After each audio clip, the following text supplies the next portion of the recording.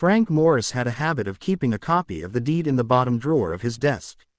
Not in a file, not in a binder, in the bottom drawer next to a broken stapler and a few business cards from people he had long since written off.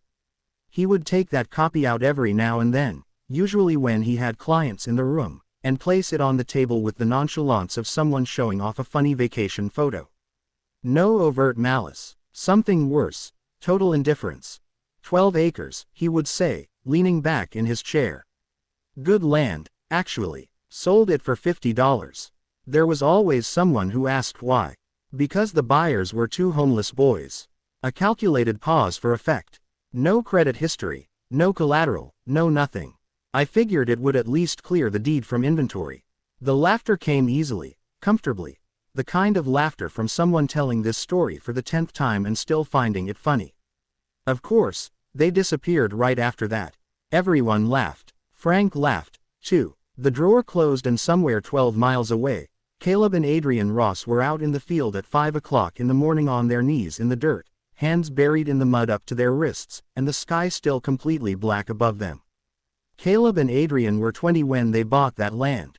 20 years old and $183 between them. What was left after 2 years in a shelter in Louisville after temporary construction jobs, after nights counting coins on a bunk bed on the 3rd floor of a shelter that smelled of peeling paint and microwaved food. They had no close family, no fixed address. They had each other and an idea that most people would have dismissed before finishing the sentence.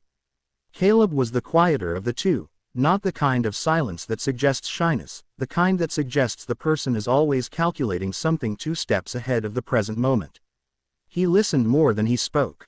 He took more notes than he listened. He had spent the 3 months before the purchase waking up at dawn at the shelter to watch videos on organic farming on the only computer available in the common room with the screen brightness set to minimum so as not to wake the others.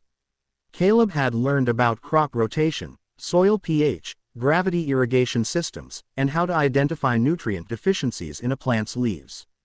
All of this with eyes burning from sleep at 2 o'clock in the morning, wearing the wrong shoe size, and carrying a backpack with 3 changes of clothes. Adrian was different. He spoke quickly, laughed easily, and had the rare ability to make anyone in the room feel like he was paying attention exclusively to them. But when he stopped talking, it was because he had made a decision he wasn't going to change. They were identical twins in appearance and completely different in almost every other way.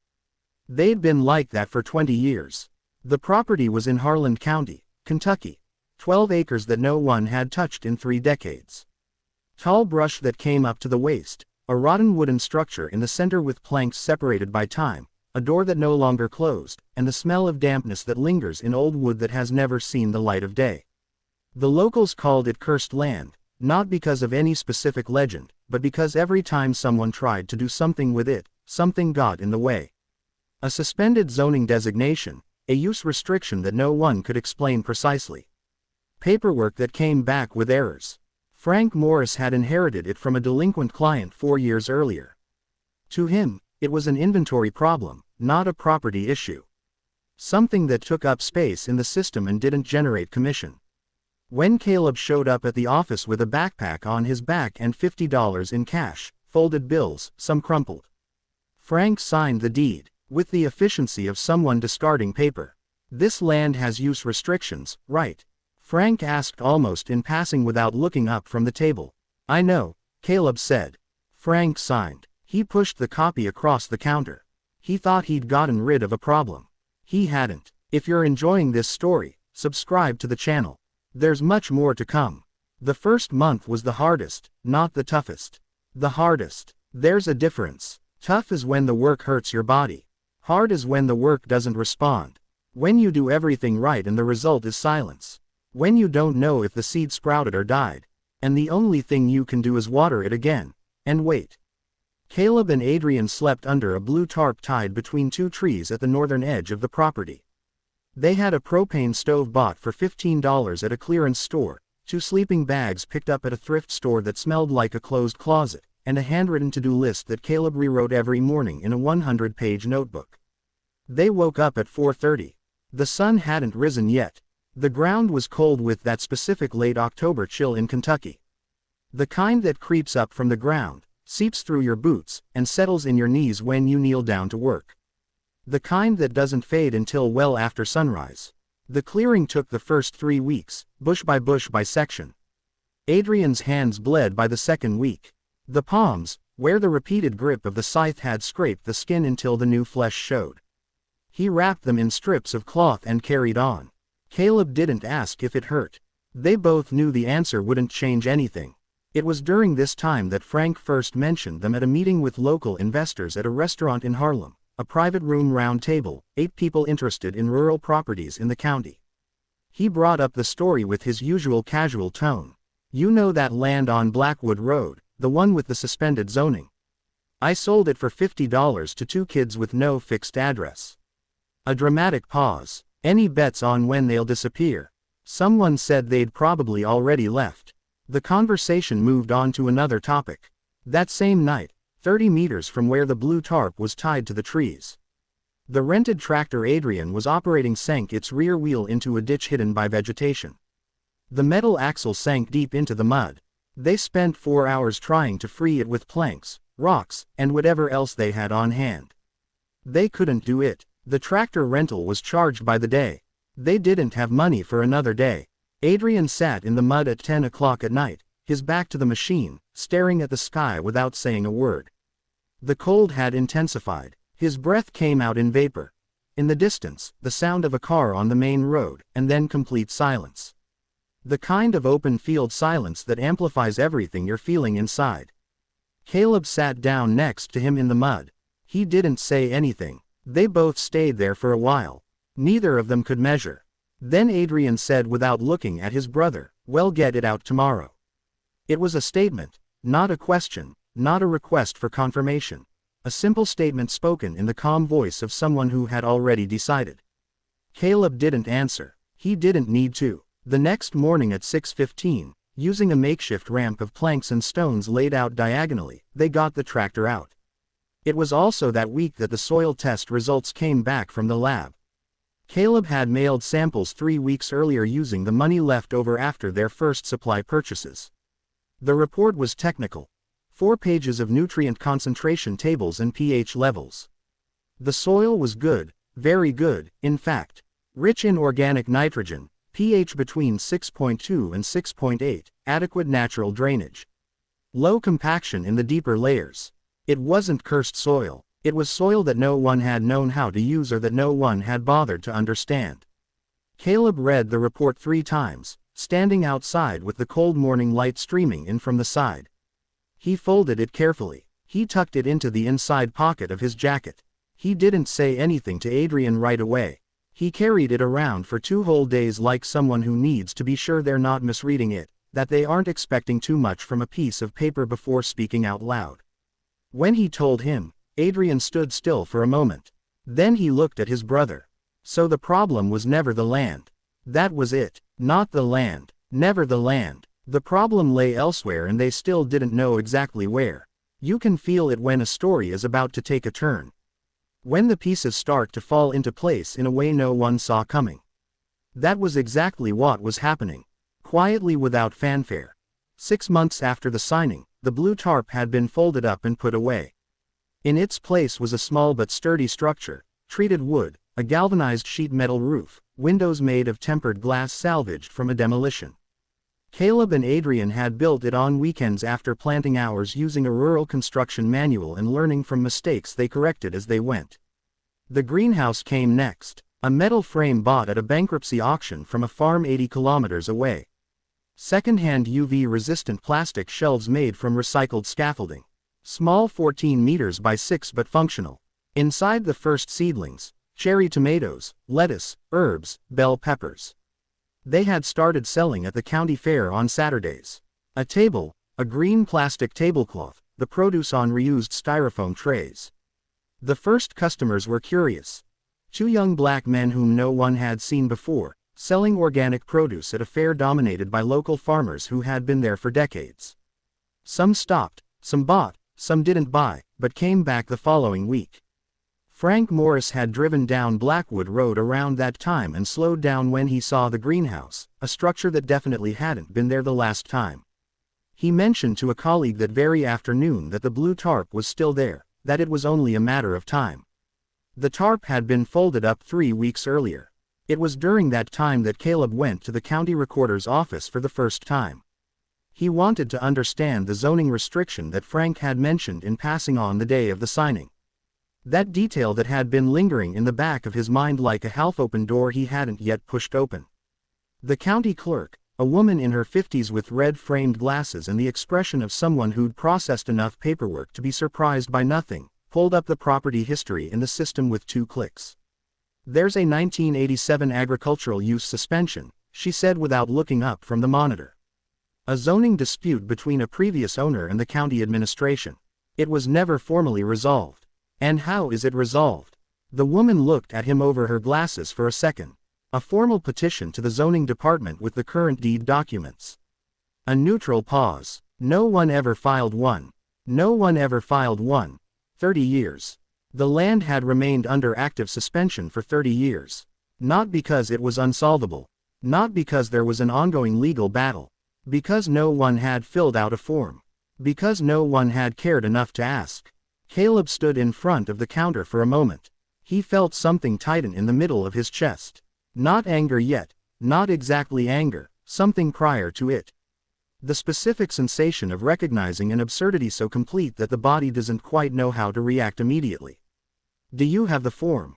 The woman in red glasses printed it out without ceremony. 3 pages. Caleb signed it that same day. Adrian got sick in March. Respiratory infection. The kind a doctor resolves in one visit with a $30 antibiotic. The kind that without health insurance and with a savings account of $340, you treat with pharmacy syrup, hot steam, and the hope that it will pass in less than 10 days. It went away in 10 days. But during those 10 days, the greenhouse needed daily attention. The market orders had to be prepared, and 2 acres of open fields required manual irrigation due to a system failure they hadn't yet managed to fix with the resources they had available. Caleb did it all. He woke up at 4:30. He worked the morning shift in the greenhouse, checking temperature, humidity, looking for any signs of fungus or pests, recording everything in his notebook. He'd leave. He'd work the shift in the field. He'd come back. He'd prepare food for the 2 of them. He'd take it to where Adrian was resting. He'd leave again. On the 5th night, Adrian called out from the makeshift room where he was lying.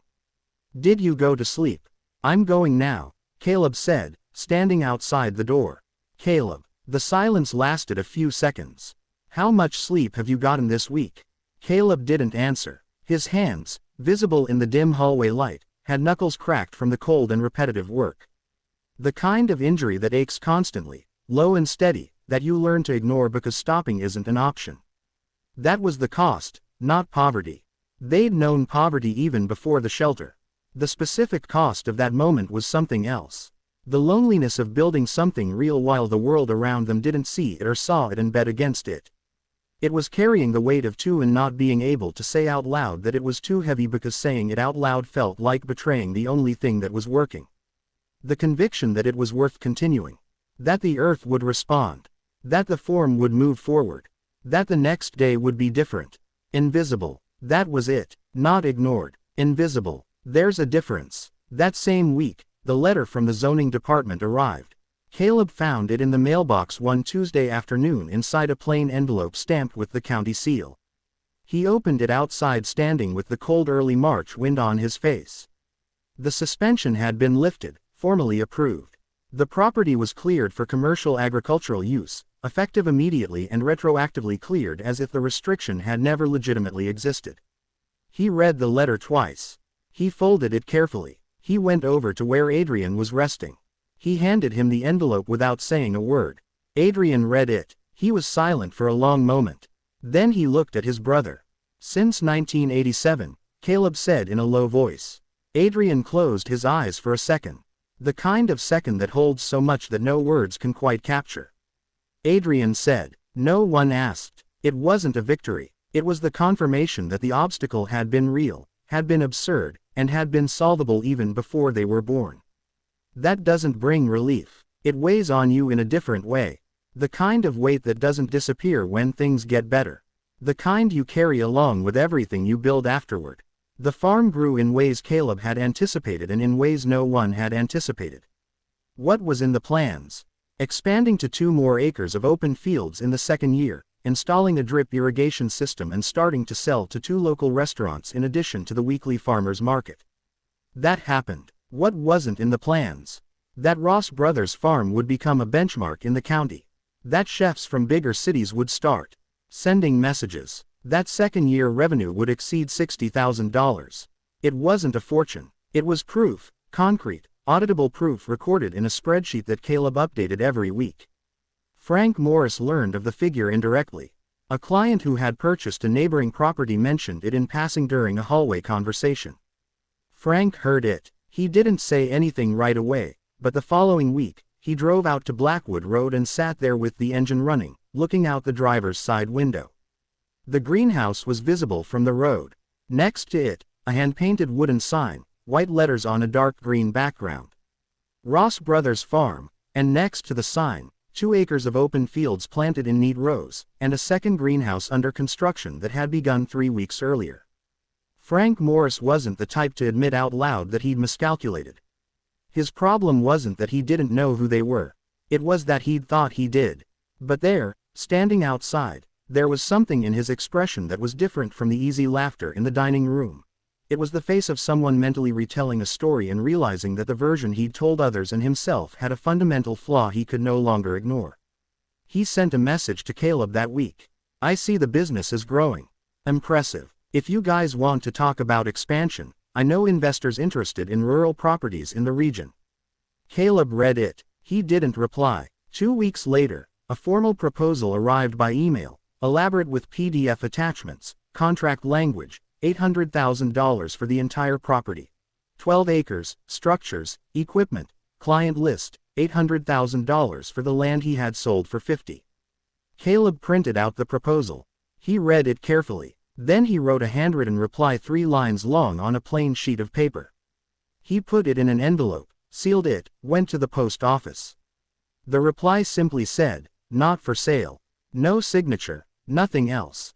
Frank Morris held the envelope in his hand for a moment before putting it in the drawer, the same bottom drawer next to the broken stapler where the copy of that deed had been stored for 2 years as a dinner table anecdote. The joke had taken a completely different turn. He didn't need anyone to say that out loud. Caleb and Adrian were 23 when the school opened. The program had been born from a question Adrian asked one winter night. What would have been different if when they were 16 and had nothing, someone had stopped to show them that this possibility existed? That land could be bought for little, that soil could be learned, that the obstacle between having nothing and building something concrete could be smaller than it seemed. As long as someone stopped to show them where the entrance was, they knew the answer. They didn't need to discuss it much. The program was simple. 2 weeks at a time, lodging on the farm, meals from their own crops, hands-on work from 6 o'clock in the morning until noon, free of charge, open to young people between the ages of 16 and 22 who had come from shelters, transitional housing, or the juvenile justice system. The first group had 11 young people. Caleb greeted them at the farm entrance on the first morning. The sun was low, the grass covered in dew, the scent of damp earth and coffee mingling in the cool air. He didn't give a welcome speech. He didn't talk about mission or purpose. He told them where the tools were, what the day's task was, and that lunch was at 12:30. A reporter from a regional publication arrived 2 days later, referred by an employee of the state housing program who had heard about the initiative. He stayed 2 days. He took photos. He published the story. The story spread first within the state, then beyond. A national outlet picked up the story 3 weeks later. Then others. The story was specific enough to be real and big enough to matter. 2 black brothers, homeless at 20, bought land no one wanted for $50, single-handedly resolved a 30-year bureaucratic impasse that had paralyzed the property since before they were born, and built an agricultural school on the spot where the world had bet they wouldn't survive even the first winter. Frank Morris read one of the articles on a tablet, sitting in the waiting room of a law firm where he had scheduled a meeting for a completely different matter. There was a photo of Caleb and Adrian next to the farm sign, both looking at the camera with the calm expression of people who need nothing from the world. At that moment, the assistant's name called Frank from the waiting room. He left the tablet on the chair next to him. He didn't go back to get it. One October morning in the program's third year, an 18-year-old named Devin, fresh out of a shelter in Lexington with no work history, no close family, and the look of someone who isn't quite sure if he's in the right place, planted his first row of carrots all by himself. It wasn't a grand moment. There was no camera, no audience. It was a young man crouched in a shallow trench in the dirt, placing seeds at the spacing he'd learned 3 days earlier with hands that didn't yet have the muscle memory for the right movement. Caleb was beside him, crouched as well, showing him the correct angle. Devin asked if the spacing was really that important. Caleb said, yes, that the root needs space to grow without competing with the neighboring root. That the soil gives back exactly the attention you put into it. That rushing when planting costs more later than the time you think you're saving.